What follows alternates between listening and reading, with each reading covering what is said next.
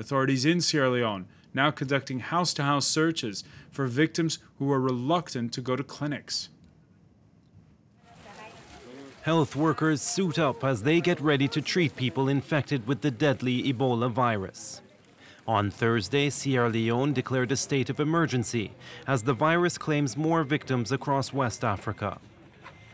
It's the largest recorded Ebola outbreak in history.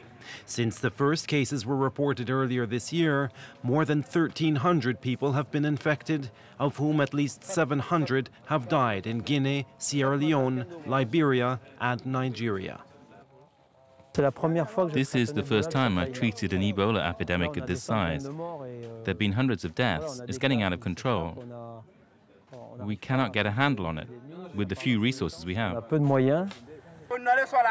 Health workers in Guinea warn locals of the deadly virus and the measures to take to avoid catching it. But some villagers, seeing loved ones die after they left for treatment, blame the health workers themselves. The Red Cross and World Health Organization are trying to set the record straight and ensure locals seek treatment. We are counting on you. We understand your concerns, and we need you to help us continue our work in and around the village without any further resistance. On Wednesday, Liberian President Ellen Johnson Sirleaf announced the decision to close schools and quarantine a number of communities across the country, the toughest measures yet imposed by a West African government.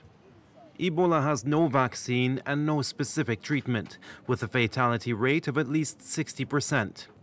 Neighboring countries, including Nigeria and the Ivory Coast, fear further contagion.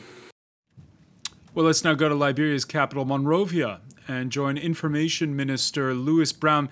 Thank you for speaking with us here on France 24. As we saw in that report, the President of Liberia closing down schools in some instances. Can you update us on the latest regarding the measures your government's taking? Well, on today, the President met with an array of religious leaders and other civic society leaders, basically explaining to them and enrolling their support in ensuring that these measures are carried out, because at the end of the day, were they not to, they could lead to a further spread of the disease, not something none of us will want to happen. And so we have taken these sets of measures, complementing them with increased level of awareness and sensitization, so that we can ensure that we cut the transmission, care for those who are afflicted, protect healthcare workers as they go about rendering their services to us at this very difficult time, and at the same time, hopefully record no new cases. Because we saw in that report, in some instances, locals are blaming the health workers for Ebola. What's your message to Liberians? Well, this is simply unacceptable. At no time do we need healthcare workers than now. As I listen to that report, you see that the challenge is enormous. On the onset, especially in many rural areas, there is this sense, still the sense of denial that the disease actually exists. There can be some understanding for this because in our neck of the wood, ailments such as malaria, typhoid, dysentery around this time of the year are prevalent. And these ailments share the same symptoms, if you will, with this dreadful disease. And also, as I've stated over and again, this deadly Ebola virus actually attacks the way of life of our people.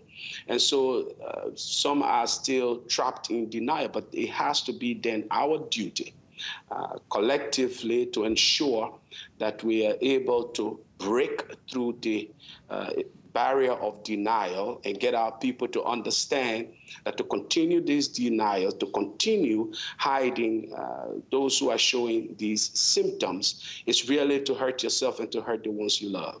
And what do you say to citizens who are afraid to go to clinics for fear that they might get infected there? Well, the message is basically the same. And that is why we are becoming a little bit more creative and inviting people to stay in their communities, but not to hide the illness. And we will do all we can to bring them the support, medical and nutritional, that they may need. That is why we have taken the exceptional steps. Really, this is an exceptional and unprecedented ailment. We're taking the exceptional step to quarantine people in their places, quarantine vulnerable and most affected communities, so that we can bring them the help they need. To cut and contain the transmission, we have to limit the movement of people, unfortunately. Speaking of quarantines, the death of a Liberian national in a Lagos hospital has raised alarm bells well beyond West Africa. What do you think about travel bans in some cases, quarantines like the one that's been imposed in Hong Kong on all the people coming from West Africa? Well, we understand this is now an international problem, evidently. We expect that each government, like we're doing, will take the kinds of steps and measures necessary to protect their citizens and their societies. That's laudable and understandable. But we also have a duty then to extend international support and help to those of us who need it the most. Because the only way your society can get affected is if it escapes the borders of our society. It may not just be enough to shut your society off. It might be equally important to ensure that there is assistance and support coming into those who need it the most to assist us fight this disease. So what's your reaction on that score to the United States pulling out some of its Peace Corps workers from West Africa? Well, we understand again. We thank the United States Peace Corps volunteers for their services. They've provided our country. In the same vein, we thank the Médecins Sans Frontières. They're deployed across our 3 countries. We understand that people are overstretched, overtasked. Some of their partners are also confronting some of the most difficult situations. There is a doctor or 2 now from the partner group Samaritan Purse that have been afflicted with this. Our heart goes out to them. We thank all for their service to our country. But it's in the same vein, we have to admit that we do need help. When you understand that Sierra Leone and Liberia are really 2 countries just recently coming out of a most devastating conflict, which had its toll on our public health facilities. We were just simply recovering our public health facilities, our economies. This could not hit us at a worse time. There was a period, the Ebola outbreak began in April. There was a period where the number of cases seemed to dip, and then it spiked once again. There's been criticism of the fact that there wasn't enough, according to some health officials, of coordination between West African nations. How is that coordination today? Well, we can spend all our time doing what Americans prefer to call Monday morning quarterbacking. Right now, where we are, we don't know how much help that will give us. We believe we were at a point where we could have declared that in the first wave of this outbreak, we could have declared that we were Ebola free. But we have come to realize that we're not free until Sierra Leone is free, until Guinea is free. Such is the nature, not just of our porous border, but of our societies. People move back and forth freely through porous crossing points. That's why we're trying to, as best we can, close those points and provide for additional safety measures, including testing along those that are to remain opened. Louis Brown, one final question for you, a practical one. Those schools that are closed in Liberia, how many of them, and right now, for how long?